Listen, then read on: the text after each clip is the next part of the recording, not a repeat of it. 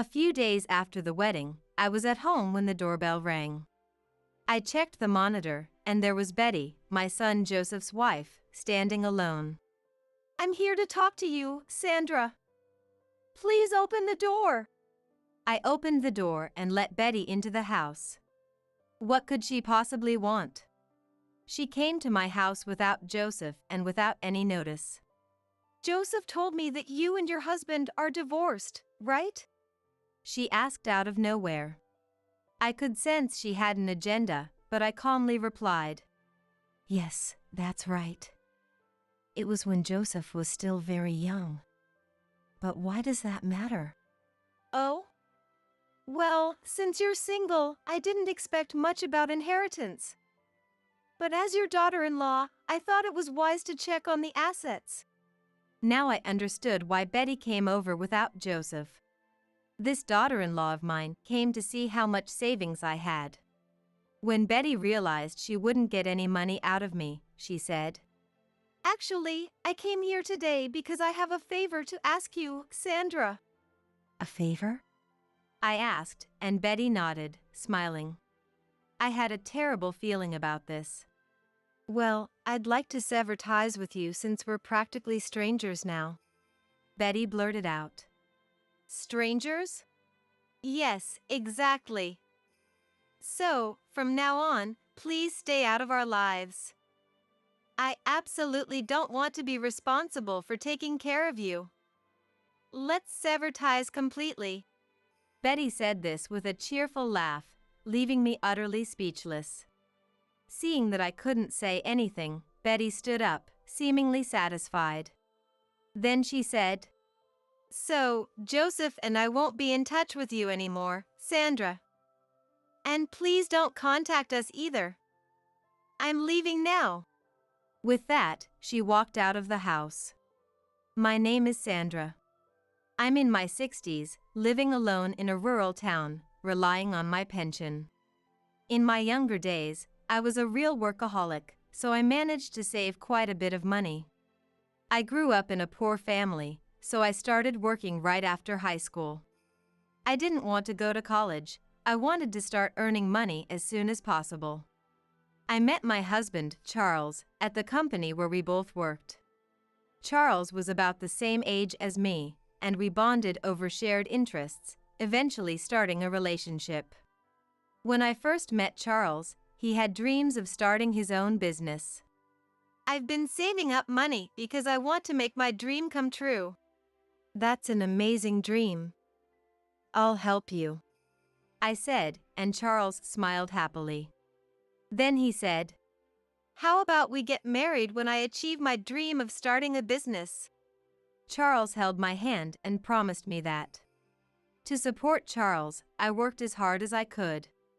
Thanks to that, a year after making that promise, Charles successfully started his business. And as promised, we really did get married.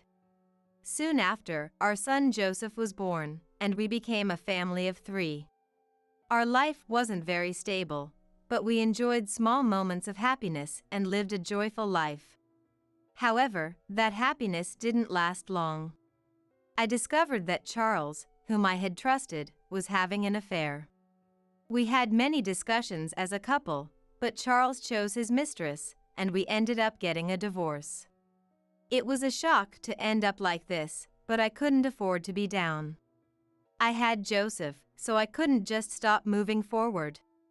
I worked as hard as I could while raising Joseph on my own, managing to get by somehow.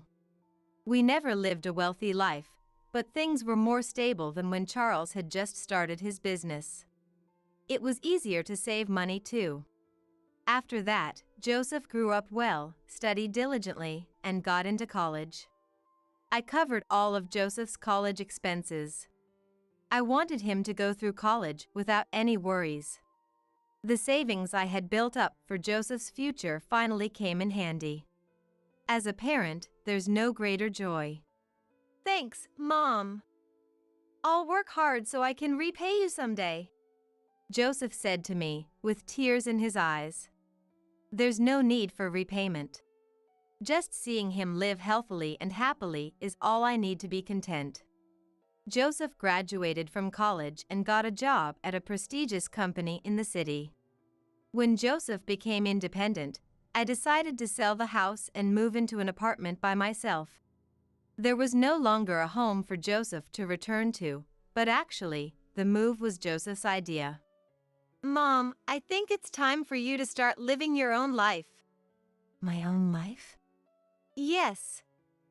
I'll be living on my own, and you should do whatever makes you happy. Like selling this big house and moving somewhere new. Joseph was right. This house had originally been mine after the divorce from Charles. We didn't have much money back then, but we managed to buy this house at a bargain. The old house was falling apart in places, and I had started to feel that living there was becoming impossible. But Joseph's words opened my eyes to new possibilities. Moving, huh? I hadn't even thought about that. There are apartments for single people these days, you know. I think you'd be more comfortable living like that, Mom. Joseph's words made even more sense to me. So, I decided to move into an apartment. Since I had reached the age where I could receive my pension, I shifted to a lifestyle where I worked fewer hours while collecting my pension. I never thought that at this age, I would be living a completely different life. I was quite excited about imagining what my new life would be like. Living alone in an apartment turned out to be very fulfilling. However, spending more time at home didn't feel entirely comfortable. As a workaholic and someone who grew up poor, I wasn't used to this slow-paced lifestyle. One day, while living this way, Joseph came to visit me at my apartment. Mom, it's been a while. Joseph looked slightly more mature than the last time I saw him, but that gentle smile hadn't changed. Seeing him like that reassured me. It seemed like he was enjoying his life, even after starting to live alone. It's been a while. But why the sudden visit? Well, there's something I want to talk to you about. Joseph said, looking a little shy. I was curious but invited him in, saying, "Come on in." Actually, I'm thinking of getting married. Married! Joseph's unexpected words made me ask again, unable to believe it. The idea that Joseph, of all people, was talking about marriage was surprising, to say the least. I had never once heard him talk about any relationships with women. Who is she? She's a senior at my company. Her name is Betty. She's older than you? I responded, and Joseph blushed. Joseph had always had a thing for older women since he was young. It seemed that even as an adult, his taste hadn't changed. I just proposed to her recently, and she said yes. So now we're talking about submitting the marriage certificate and having a wedding. I see. Well, congratulations. I was so surprised that I almost forgot to say it, but I quickly offered Joseph my congratulations. Hearing that made Joseph look very happy. As I listened to him talk more, it seemed that his fiancée, Betty, had a bit of a strong personality. Joseph, who had always been the quiet type, seemed to be guided by her. No matter who she was, if Joseph chose her, I was ready to accept her. We couldn't bring her today, but Betty wants to meet you, so we'll come by another time. Got it. I'm looking forward to it. But, Joseph. What is it? I gently reminded Joseph. Next time, let me know ahead of time when you're coming. I might not always be home. Joseph looked like he had completely forgotten, with a sheepish expression. He must have been eager to tell me the news and came over right away. He could have just called, but he went out of his way to come and see me in person. I'm deeply grateful to Joseph for always thinking about me. The next time I heard from Joseph was a week later. On the day he said he'd bring Betty, I woke up early in the morning, nervous and waiting for Joseph. Betty seemed to be strong-willed, but I couldn't gauge how much. Since I only knew what Joseph told me, I couldn't make any judgments. Honestly, I was a bit anxious. While I was thinking about that, the doorbell rang. I checked the monitor, saw Joseph, and headed for the door. "Welcome." I greeted them, and there stood Joseph with a woman. Mom, this is Betty, the one I've been seeing. Betty, this is my mom. Joseph introduced us to each other, and I smiled at Betty standing before me. "Nice to meet you, Betty. Thanks for coming all this way." I greeted her, but Betty just stared at me without a smile. It felt like I was being observed, almost like an examination. Her demeanor was far from what you'd expect from someone coming to meet a family member for the first time. At that moment, I couldn't shake the feeling that something was wrong. After what felt like a long pause, Betty finally said, "Nice to meet you, I'm Betty," in a tone that sounded more like an obligation than a greeting. As much as I hate to admit it, while Betty was scrutinizing me, I was also taking in her appearance. Her features were sharp, her makeup was heavy. Her clothes were flashy. It was clear from the brand of her bag that it was expensive. Of course, I couldn't judge her character based on these observations, but I couldn't help noticing. I invited the two of them inside, and we sat down to talk. The first topic of conversation was the wedding. As soon as the wedding was mentioned, Betty's eyes widened, and she leaned forward. The wedding has been my dream since I was little. Oh, really? That's why I refuse to compromise. I'm going to push through all of my wishes, so make sure you're prepared for that, Joseph's mom. Betty directed this comment straight at me. Well, good luck with that. I responded, a bit taken aback. Why was Betty telling me this? It made sense if she was declaring this to Joseph, her soon-to-be husband, but why was she telling me? I looked at Joseph, a little worried about the future, but he seemed unbothered, smiling at Betty. That made me even more concerned. After discussing future plans, Joseph and Betty left. I was deeply relieved that it was finally over. Still, Betty seemed like quite a handful. Her intense focus on the wedding was one thing, but her indifference to any other topic was also troubling. Should I just stand by and watch these two? These thoughts crossed my mind as I observed the interactions between Joseph and Betty that day. But Joseph was an adult now, and there wasn't much I could do for him. So, I decided not to intervene any further. That should have been the end of it, but a few days later, Joseph came by again. This time, however, he looked deeply troubled. What happened? After we met, Betty and I went to a wedding planning meeting a few days later. But the costs were much higher than I expected, Joseph said, looking downcast. He explained that he and Betty had been making steady progress in their wedding preparations. But during the meeting, Joseph was shocked by the total cost.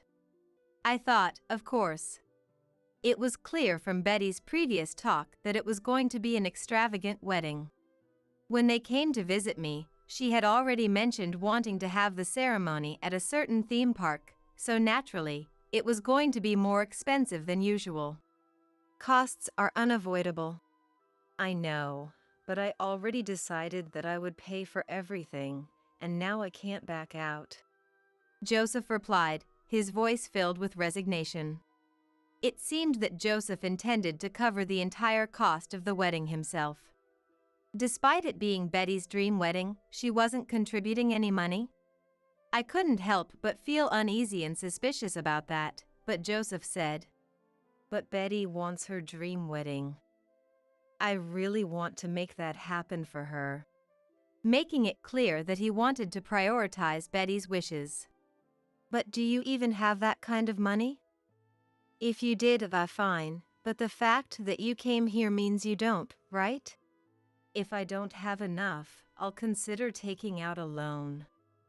That's why I wanted to tell you about this first, Mom." Joseph answered my question, looking very serious. He was clearly not joking. The fact that he wasn't asking for money was likely because he assumed a single mom like me wouldn't have much. I took an envelope out of a drawer and handed it to Joseph. Here, use this. Huh? What's this? I was planning to give this to you when you became independent. There's about $40,000 in it. When I said that, Joseph's eyes widened in surprise. In truth, I had been saving money for Joseph's future. I never imagined it would come in handy this soon, especially not for the wedding. That should be enough, right? I asked, and Joseph's eyes lit up. Mom, thank you so much, he said, tears of joy streaming down his face. I was slightly exasperated by his reaction, but at the same time, I couldn't help but find it endearing. Joseph is truly a kind soul. Even now, as an adult, he still puts others' needs before his own. For someone like Joseph, I didn't mind giving up $40,000, even if it was for something as extravagant as his fiancée's dream wedding. I decided to keep it a secret that I had covered the entire wedding cost. There was no need for Betty to know. After that, Joseph and Betty went ahead with their wedding at the theme park as planned. When I arrived at the venue on the day of the wedding, I was stunned by how extravagant it was. At that point, I understood why it was so expensive. Betty was in high spirits the whole time, and Joseph looked genuinely happy watching her. If that money helped make their day special, then it was worth it. And so, the beautiful wedding went off without a hitch. A few days after the wedding, I was at home when the doorbell rang. I checked the monitor, and there was Betty, Joseph's wife, standing alone. Betty? What brings you here? I called out, and Betty smiled, saying, "I'm here to talk to you, Sandra. Please let me in." Sure, come in. I opened the door and let Betty into the house. What could she possibly want? She came to my house without Joseph and without any notice. I motioned for Betty to take a seat. Betty started looking around the house again.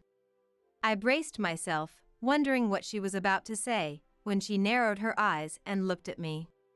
Then she asked, Joseph told me that you're divorced from your husband, right, Sandra? The unexpected question made me pause as I was preparing tea. But I smiled gently, not wanting to show any unease, and replied, Yes, that was when Joseph was very young. What happened to the alimony from that time? Do you still have it? I used it for Joseph's education and other things. But why do you ask? I shot back, still smiling, at Betty, who was boldly asking such direct questions. I was slightly shaken, but my irritation toward Betty far outweighed that. Betty, unfazed by my silent resistance, calmly responded, Oh? Since you're single, I wasn't expecting much.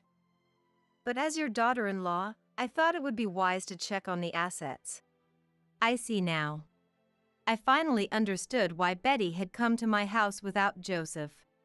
This daughter-in-law of mine wanted to find out how much I had in savings. Even Joseph, my own son, didn't know about my savings. That was the rule I had set when I decided to give him that $40,000.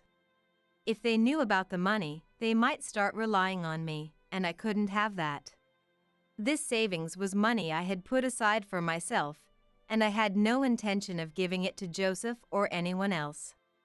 Betty, sensing that she wouldn't be able to get any money from me, remarked, I guess living on just a pension and part-time wages leads to a rather modest lifestyle. That's all I needed to know. Let me know if there's anything else you'd like to adjust. It seemed I had successfully kept the truth hidden. As I kept smiling, Betty's gaze became even sharper as she looked at me. Actually, I came here today because I have a favor to ask you, Sandra.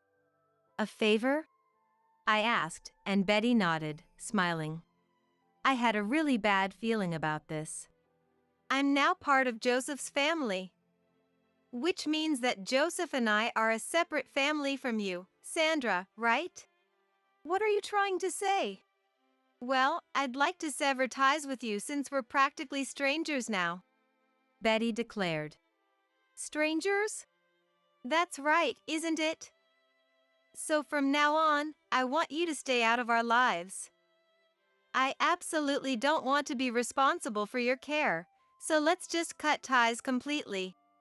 Betty said this with a cheerful smile, leaving me in shock. She showed up at my house unannounced, pried into my finances and alimony, and now that she knew she wouldn't be getting anything, she wanted to cut ties. This was pure madness. Is this how a daughter-in-law treats her mother-in-law? I couldn't find any words to respond, and Betty, satisfied, stood up. Then she said, So, Joseph and I will never contact you again, and you should do the same. I'm leaving now. With that, she left the house immediately. I was too stunned to say anything back to the whirlwind Betty. For a while, I was in shock, but then I quickly came to my senses and called Joseph. There's no way the kind-hearted Joseph would agree to cut ties with me as Betty had said. Thinking this must be some kind of mistake, I gripped my phone tightly with trembling hands. Fortunately, Joseph answered right away. Joseph! Betty just came over and said she wants to cut ties with me. Do you really intend to do that too? I asked frantically, and Joseph responded as if he was just remembering. Well, Betty wants that, so I'm going along with it. If Betty doesn't want to have anything to do with you, I think it's best to respect her wishes. She declared this bluntly. The moment I heard it, my mind went completely blank. Unbelievable. Was Joseph really willing to obey Betty's every word, even when it came to such an important matter as our family ties? I was utterly disappointed in Joseph. The kind and considerate Joseph I thought I knew was nothing but an illusion. I'm grateful for everything you've done for me, Mom. But from now on, I think it's best that we live our lives without relying on each other. Not relying on each other is different from cutting ties. But you see, Betty doesn't want any connection with you, and if that's the case, I think it's unavoidable. I was stunned. At the same time, I felt a strong sense of shock and almost wanted to blurt out everything Betty had said. But I swallowed my words and calmly replied, Fine. Then you should no longer rely on me either. Consider the money I spent on your wedding as a severance payment. From now on, I won't be offering any more support. I calmly responded. Joseph responded with, I understand. His reaction made it seem like he didn't fully grasp the gravity of cutting ties with his own mother. After hearing Joseph's response, I ended the call. Once I hung up, I couldn't move for a while. I felt a deep sense of regret toward Joseph, who didn't acknowledge the $40,000 I had spent on his wedding. There was also resentment toward Betty, who had caused the rift between us. But above all, I was devastated by how our mother-son bond had been severed in such a manner. A few hours later, I called my friend Nancy and headed out to a pub to drink. Nancy is my best friend from our school days. We know everything about each other, including Joseph. Wow, it sounds like Joseph is completely under his wife's control. That's exactly what I thought. I was venting to Nancy about what had happened today. Nancy listened patiently, as she always does. I tried to act like it didn't bother me, but honestly, I'm really hurt. Betty asked me so many questions about money, and now it feels like Joseph only approached me about the wedding costs because they were after my money. It does seem like they were testing you, hoping you'd offer to cover the costs. Maybe they thought if they mentioned taking out a loan, you'd step in to help. Hearing Nancy say that made me feel even more deflated. I had given $40,000 to my son and his wife, who turned out to be manipulative and selfish. I couldn't help but feel that I had been naive, that I had misjudged them completely. What will become of me now? I was filled with a vague sense of anxiety about the future. So, why not use the money you've saved to do something you love? Do something I love? Nancy's unexpected suggestion made me look up in surprise.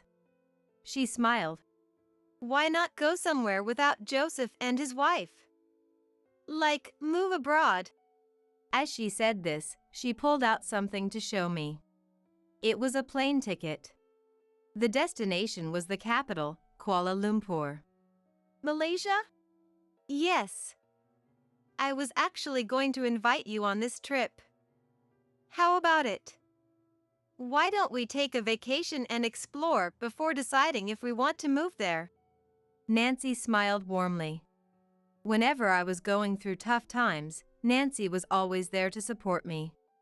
Nancy lost her husband a few years ago and has been living alone ever since. She's full of energy and seems to thoroughly enjoy her single life. To clear my mind, I decided to join Nancy on a trip to Malaysia. I boarded a plane, something I hadn't done in years, and headed to Malaysia. The experience of flying again after so long made me incredibly nervous. Everything in Malaysia felt new and refreshing. We visited the Petronas Twin Towers, which I had only ever seen in pictures, and toured various other attractions. Both Nancy and I could speak a little Malay due to work, so we didn't struggle with the language barrier at all. We were able to enjoy the trip without any issues. It was genuinely fun. You know, I've always planned on moving abroad. One night, back at our accommodation, Nancy said this while gazing at the night sky. I always wanted to invite you too, Sandra, but I held back because you had Joseph. But the truth is, I've always wanted to live here with you. Really? With me? I was surprised by Nancy's unexpected confession. She had always needed me. Thinking about that warmed my heart. Nancy smiled gently at me and asked, "What do you think, Sandra? Didn't you feel like you might want to live here?" As she asked me this, I seriously considered Nancy's words. Malaysia is far cheaper than the US. With my savings and pension, I could live comfortably here. Language wouldn't be an issue either, given our current skills. And living with Nancy would certainly be exciting and fun. Rather than feeling anxious, I started to look forward to what the future might hold. I think I'd like that. Living here with you sounds like it would be a lot of fun. When I said that, Nancy's face lit up with a joyful smile. It was time to forget about Joseph. From now on, I wasn't his mother anymore, and I didn't need to worry about him or Betty. I could finally spend my time on myself, doing what made me happy. After returning to the US, Nancy and I began the process of planning our move. After various preparations and some hassle, Nancy and I were finally able to make it to Malaysia together. Once we were there, I realized that living in a place is quite different from just visiting as a tourist. However, I was having a great time with Nancy every day. Before I knew it, a year had passed since we moved to Malaysia. I had grown accustomed to my new life and was thoroughly enjoying my days. One day, I received a call on my smartphone. The caller ID showed that it was coming from the US. When I checked the number closely, I saw it was from Joseph, the son with whom I had cut ties. At first, I ignored the calls, wondering what he could possibly want now, but Joseph kept calling persistently. Feeling conflicted, I decided to consult with Nancy, and eventually, I reluctantly decided to answer the phone just once. Mom, it's been a while. It's me. As soon as I picked up, I heard Joseph's cheerful voice. Joseph's voice hasn't changed a bit, even after all this time. But that didn't erase the feelings I had from our last encounter. Who is this?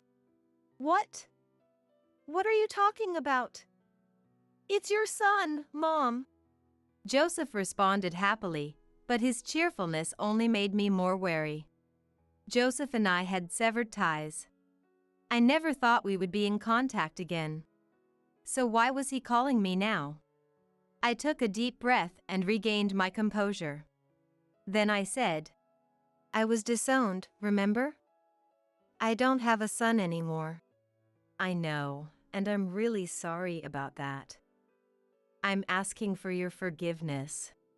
Joseph's tone was light, almost as if he hadn't heard a word I said. I had no intention of ever forgiving Joseph, but I figured I might as well hear him out. So, what do you want? Actually, we had a baby. Joseph's voice was full of joy.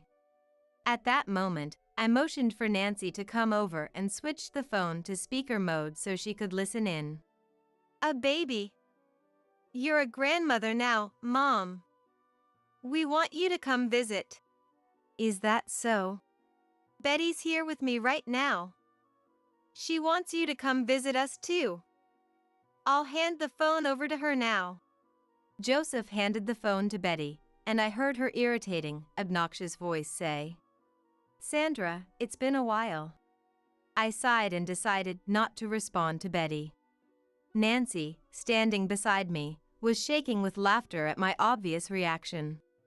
Sandra, it's your grandchild. You should bring a gift and come see us. We went to your house, but we were surprised to find out you had moved. As soon as I heard Betty's words, my suspicions were confirmed. It seemed that Joseph and Betty, now with a baby, were in need of money. Desperate, they had decided to turn to me, thinking I might still have some. They probably thought that telling me I had a grandchild would make me happy and willing to help. From what Betty said, it was clear they hadn't yet realized that I had moved abroad. That's right. Mom, where are you living now? I'm not telling you.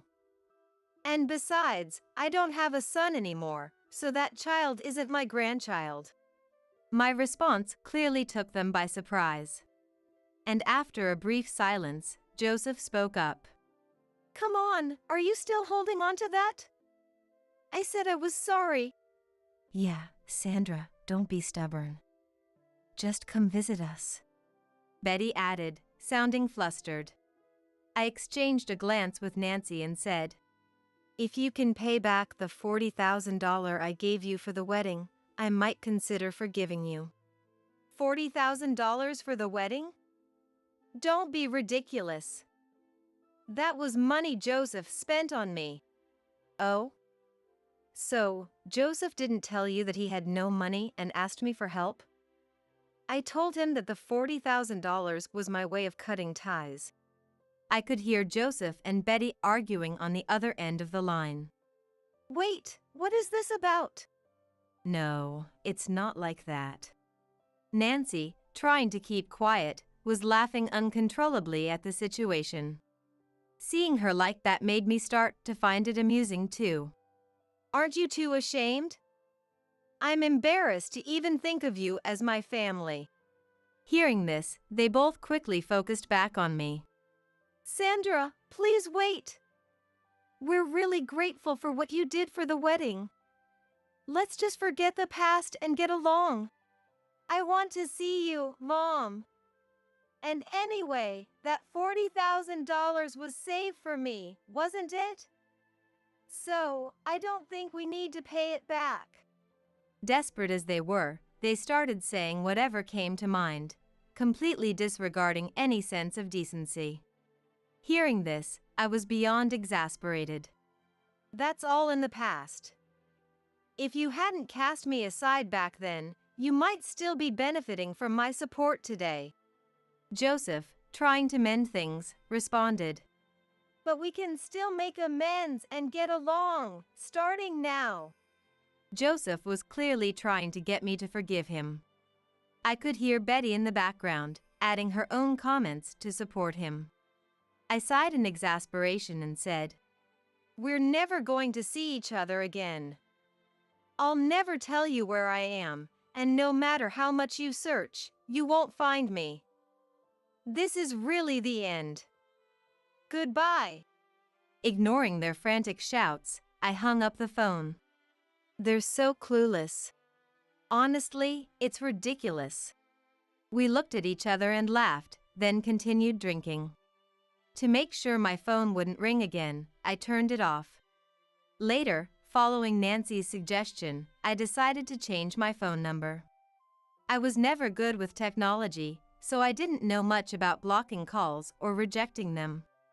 To make sure they couldn't contact me anymore, I decided to change my number completely. Before I did, I received one last call from a relative who told me that Joseph and Betty had been asking to borrow money.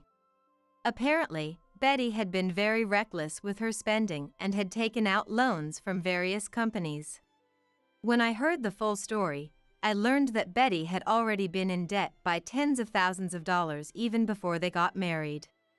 Those expensive designer bags, the long manicured nails, it all came from borrowed money. Honestly, I wasn't surprised. Knowing Betty, she was just putting on airs. Their fights over this eventually led to Joseph selling Betty's belongings to pay off some of the debt. But, of course, that didn't solve everything, and this led to a growing rift between them, which eventually ended in divorce. Betty got custody of their child and returned to her parents' home, but her sensible parents were furious when they heard what had happened. They took care of the child because they didn't want the grandchild to suffer, but they left Betty to fend for herself. Feeling abandoned, Betty started frequenting male strip clubs, sinking further into debt. While her parents took care of the child, Betty's life spiraled out of control. The thought of how her life would likely continue to deteriorate brought a wry smile to my face. Joseph didn't fare much better. In addition to paying child support, he was burdened with the embarrassment of having thrown a lavish wedding that everyone knew about, which made it impossible for him to admit the divorce. Instead, he kept up the facade of a happy marriage, but little by little, the truth came out, and his friends started distancing themselves from him. Now, Joseph's only companions are the women at hostess bars. With Betty addicted to male strip clubs and Joseph stuck in his own lonely spiral, it seemed the two of them were destined to follow similar, tragic paths. When I explained the situation and my decision to cut ties with Joseph to my relatives, they understood completely. No one would be reaching out to help them now. Joseph used to be a good, honest boy. But it seems being with Betty had completely changed him. That said, none of it mattered to me anymore. I had resolved to live my life free from the past. Now, I've started making jewelry with Nancy. It's just a hobby at the moment, but maybe one day we'll sell them. My second life has only just begun. Enough of this racket. Get out of here with that baby right now. In the middle of the night, my husband was fed up with our babies crying. He shouted angrily, and just like that, he drove me and our 3-month-old daughter out of our home. With the change of seasons, the mornings and evenings were beginning to get chilly, and it looked like it was going to rain any minute. I'm freezing. If we stay out here, we'll freeze to death. Without a wallet or a coat, I began to shiver as the cold seeped into my bones. Please, let us in. Despite my constant knocking, there was no response from inside. Helpless, I wrapped my crying child tightly in her blanket to keep her warm, and we continued to walk. I must protect my baby, at least. Wandering aimlessly in the night, I was exhausted and found myself sitting on a bench in the park, frozen to the core. As I gazed up at the sky, the events that led us here played back in my mind. How did we end up in this situation? Tears that I could no longer hold back streamed down my cheeks.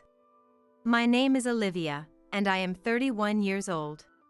My parents divorced when I was in middle school, and my mother single-handedly sent me to college. 2 years ago, while crossing a pedestrian lane, she was hit by a car and passed away. In exchange for a huge accident compensation, I lost my only family member, leaving me in a state of despair. During this time, Benjamin, who was my college classmate and now my husband, was there to support me. Olivia, you can always lean on me when times are tough. His kind words comforted my aching heart, and we started dating. A year later, he proposed, and we got married. I was grateful that we were blessed with a child so soon, and I thought we could build a happy family. I'm pregnant. We're already 3 months along. What? Are you serious? I thought he would be thrilled, but since he learned about the pregnancy, my husband strangely became distant. Not only that, his attitude became increasingly cold. What is this dinner? Isn't this just fast food? I'm sorry. Morning sickness hit me hard. I couldn't cook. If you can't even manage now, I worry about the future. Useless. The only thing I could do was watch my husband's back as he stormed off after his harsh words. Even when my belly became heavy and bending down became a challenge, he wouldn't lend a hand. Still, I believed that once our baby was born, he would return to his kinder self. After the birth, he visited the hospital right away, but after that he never showed his face, claiming he was busy with work. When I was discharged, I had to take our daughter home alone. And that's when the real nightmare started. When my daughter and I got home, my husband began yelling loudly every night. The baby's crying is too noisy. I have work tomorrow. How am I supposed to sleep? I understand where my hardworking husband, who supports us, is coming from, but I can't seem to soothe our crying daughter. If only my mom was here. With each passing day, I felt a deepening rift between my husband and me, plagued by a sense of loneliness. Even though our daughter is very quiet during the day, when night falls, it's as if she senses her father's tense and angry mood and starts to cry. I don't know what to do anymore. This life is the polar opposite of the warm and happy family I envisioned. My husband leaves all childcare responsibilities to me, claiming he's busy with work. On his days off, he'd say he can't relax at home and would go out. Running around all day taking care of a baby left me exhausted, both physically and emotionally, and our daughter's night crying seemed to get worse each day as if she could sense my distress. One night, my husband's anger reached its peak. Get out of this house with that baby right now. I can't do that. Before I could finish my sentence, my daughter and I were thrown out into the cold night. Without keys, a wallet, or a cell phone, I couldn't go back home and was left feeling helpless. I wrapped my daughter tightly in a blanket to keep her warm, held her close, and just kept walking until I sat down on a bench, cursing my life. We were supposed to be happy, how did it come to this? As if expressing my inner turmoil, my daughter started crying again, but I was too worn out to move. Just as I was starting to feel faint from the cold, an older woman's voice called out. Are you okay? Mom? For a moment, I thought my deceased mother had come from the afterlife. I lifted my face to see a stranger looking worried. What are you doing in such a cold place? My husband kicked me out because of our baby's crying. Did you two have a fight? You'll catch a cold here. Come stay at my place. But as I hesitated, not sure if I should impose on a stranger, she took my daughter from me, started soothing her, and my daughter suddenly became cheerful. It's okay, don't worry. Let's go somewhere warm for the baby's sake. Upon entering the house, my daughter was gently wrapped in a soft blanket to ward off the chill. Drink this to warm up. She even offered a warm glass of hot milk. My daughter, nestled in her arms, started to sleep peacefully, her gentle snores echoing in the quiet room. I can't believe it. No matter how much I tried, she just wouldn't calm down. It can be quite tough if you're not used to it. I recently became a grandmother and I've been taking care of the little one occasionally. Maybe that's why I've become so sensitive to a baby's cries. I'm glad I decided to check on the noise. Looking closely at the woman, her gentle smile tugging at the corners of her eyes, she was around the same age as my mother. The warmth of her atmosphere allowed me to feel at ease for the first time in a while. I'm sorry for intruding like this. It's okay. We should help each other out in times of need. Do you need me to take you home? Do you live close by? No, I might just get thrown out again. Seeing me stumble over my words, she kindly offered me to stay until morning. Her kindness moved me to tears again. Thank you so much. My name is Olivia. Wait a minute, isn't your baby's name in? Yes, but how did you? Turns out, this woman was Jackson, my husband's direct superior. She had sent us a gift when our daughter was born, so she remembered Anne's name. I was surprised at the coincidence and regretted complaining about my husband to her. We're always grateful for your help.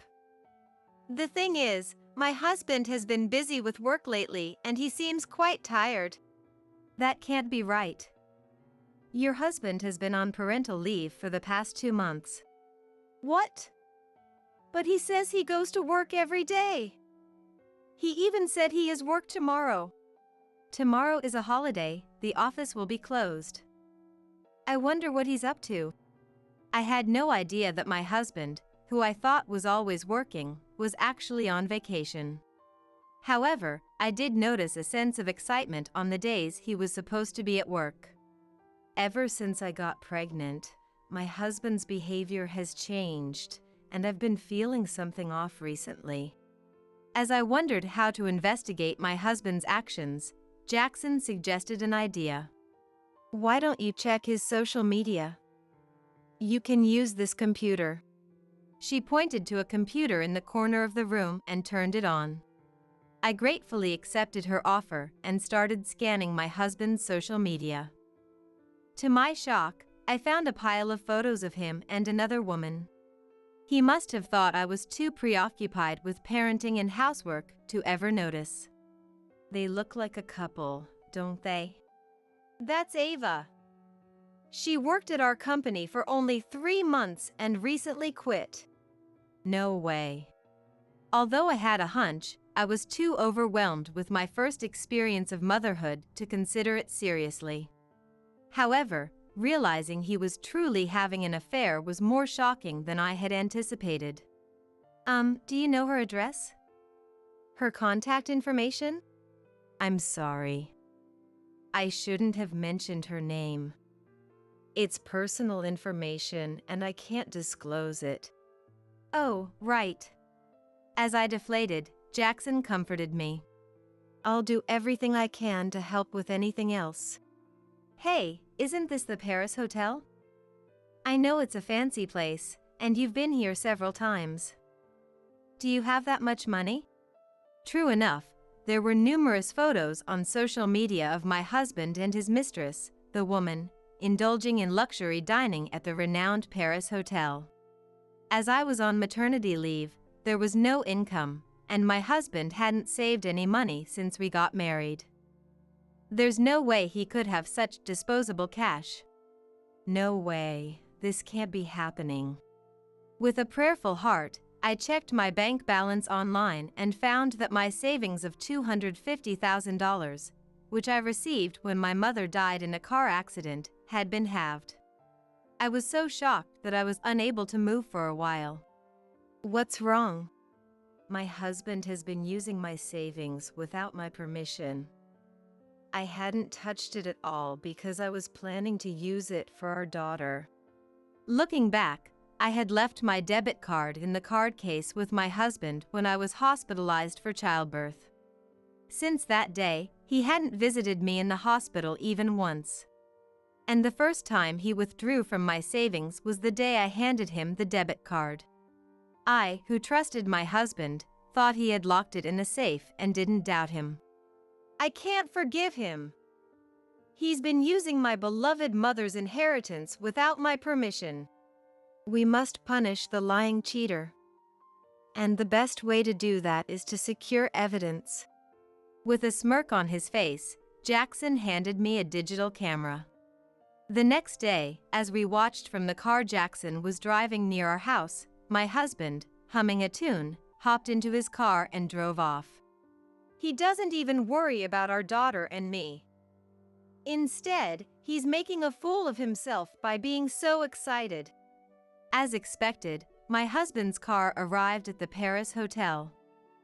After a while, the mistress came and they casually linked arms and entered the hotel restaurant as if it were the most natural thing in the world. I asked Jackson to look after our daughter and sat quietly in a seat behind them. I've had enough of Olivia's stubbornness. Finally, I kicked her out last night. Now if she files for divorce, I'll get the compensation she received from her mother's car accident. If things go well, I might even get the alimony from the divorce trial. Hee hee hee. You're a bad man. Your wife doesn't even realize that you're after her money. Since her mother passed away, I've been very kind to her so that she'll never find out. But having a child was an unexpected obstacle. Listening to my husband's unbelievable words, my head went blank from the shock. Unaware of my feelings, my husband, swinging the key to the hotel room, heads for the elevator with the woman. When I secretly followed them, even though it was just a brief moment before the elevator arrived, the two of them began to hug and even start kissing. Even though I was prepared, seeing the affair in action was painful. A chill ran down my spine at my husband's voice, saying, "This is a pre-celebration for kicking Olivia out. Let's have a blast today." Unable to speak up, the two of them were swallowed up by the elevator. Left behind, I was so frustrated that I couldn't say anything, and I was overwhelmed with sadness and despair. I couldn't stand and fell to my knees right there. At that moment, the sadness that dominated my heart began to turn into a desire for revenge. It's too cruel to betray me like this. I can't just let this go. That evening, timing my return for when my husband got home from work, I made my way back to the house. Well, look who's back. I'm sorry. I'll do whatever you say from now on. Please, let me back in the house. To tighten the noose around him, I decided to play the part of the obedient wife for a little while, quelling my rising anger. Fine, from now on I'm not giving you any living expenses. Do whatever you want. Understood. Without uttering a single word of disagreement, and not mentioning divorce, I was clearly annoying my husband. Despite his continued horrible attitude, I kept tolerating it. And while my husband pretended to be at work but was meeting his mistress, I was searching the house for evidence of his affair. I found several receipts for hotels and meals in his bag and suit pockets, but that alone seemed like weak evidence. So I traced his social media under the woman's name, and her identity was finally revealed. 2 weeks later, all the preparations were ready, and I once again visited the notorious Paris hotel. The two of them were nonchalantly having dinner and getting cozy in public as they did before. I approached them as they were about to get on the elevator. "What are you doing here?" Why are you here? I'm obviously here for a work meeting. Quickly shaking off the arm entwined with his mistress, my husband, looking guilty, tried to escape. That's odd. Today's a day off, isn't it? Hearing my strong, sharp voice, he turned around in surprise. What? Jackson? You're supposed to be on parental leave, right? How come you're working? Well... My husband, looking pathetic and flustered, had never dreamed I'd be with his boss. His mistress, the woman, also seemed quite surprised and was at a loss. Hello, Ava. Long time no see. Yes. The mistress called by name seemed nervous and unsure of what to do, looking down. The strange atmosphere was palpable, and I could feel the surrounding people staring at us. Since we're drawing attention, let's move this to the room you guys booked. Unless you want me to scatter these photos around here, is that okay? As I showed the photos that proved their affair to my staggering husband, he quickly grabbed my arm and pulled me into the elevator. Jackson caught the fleeing mistress and brought her along. Why are you with Jackson? The day you kicked me out, I had nowhere to go and was sitting in the park when Jackson heard our daughter crying and invited me in. Seriously? It goes to show you can't do wrong and get away with it. Upon entering the room, I dumped all the evidence I had gathered onto the table, leaving the two of them in shock. What? These photos? I was here the day after you kicked me out of the house. It was shocking, but I took these as evidence of your affair. That's low. That's my line. Lying about work to meet your mistress and even taking parental leave, how despicable can you get? My husband had no words for me, silenced by what I'd said. But I still had more to say. I'm aware you used my savings without my consent. That money was a legacy from my mother. That's our shared property. I don't see an issue with me using it. What? It's not shared property. It's mine and mine alone. Really? Is that so? Yes, it is. So, you will return the $120,000 you used. Come on, we're married. Let's not get into such tedious matters. Exhausted by his indifference, I swiftly pulled out the divorce papers from my bag and slammed them on the table. I'm fed up with you. Fill out these divorce papers immediately. That's a leap, don't you think? Didn't I hear you say you wanted me to bring up divorce? I played a recording of a conversation we had during a previous meal. His unbearable words echoed throughout the room.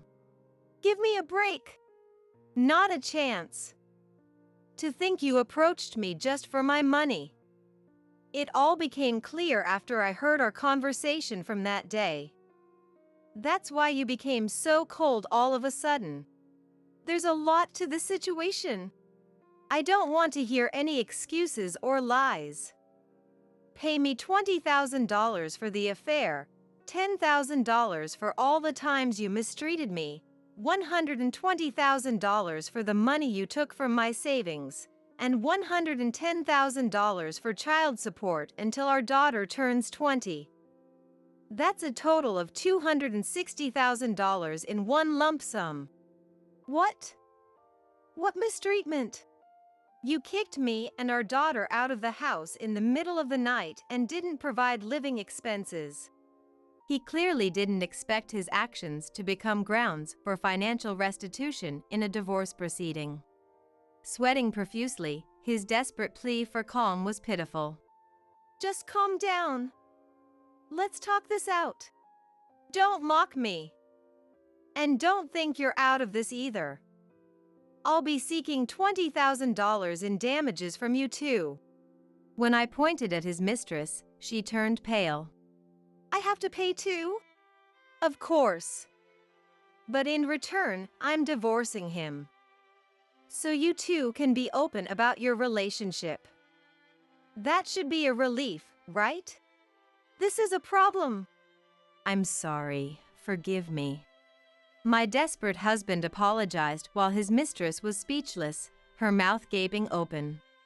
I took the house keys and card case from my husband's bag. I sold the house that was in my name. Jackson reported everything to the company, and it seems you're going to be fired. When I told your parents about this, they were absolutely furious. They're considering cutting ties with you. So you've lost everything, haven't you? Please, spare me this one time. I'll be a good husband, I promise. My husband's plea, his face a mess of tears and snot, was the most pitiful sight I'd ever seen, and it completely wiped away the last shreds of compassion I might have had for him. It's absolutely pathetic that he thought such a lie would work on me. We turned our backs on the sorry spectacle of those two and left the room. My husband was officially fired, losing not just his home but his workplace too. I didn't want to see my husband ever again, so I arranged for a divorce through a lawyer. I demanded compensation for the divorce, the money he had squandered, and child support. His parents were furious with him, and since he couldn't pay all the compensation in one go, his father forced him to work in a mine. He would have his wages garnished to pay me back. I got an immediate payment of $20,000 from his mistress. My daughter and I left the house we'd been living in, bought a small apartment, and started our new life. The moment we started living here, my daughter's night crying stopped completely. I'm really grateful for Jackson, who worries about us and calls us every now and then. Together with my daughter, I will build a happy, smile-filled home.